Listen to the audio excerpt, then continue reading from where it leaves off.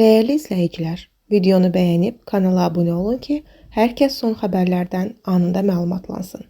Əməkdar artist Yusif Mustafayevin oğlu Tərlan Mustafayev canlı efirdə səsləndirdiyi fikirlərlə diqqət çəkib və müzakirələrə səbəb olub.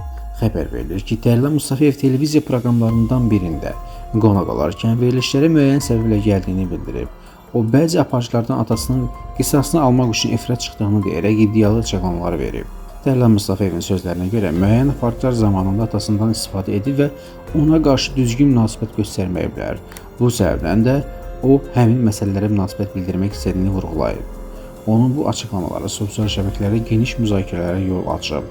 İstifadəçilər arasında mövzuya bağlı fərqli fikirlər səsləndirilir.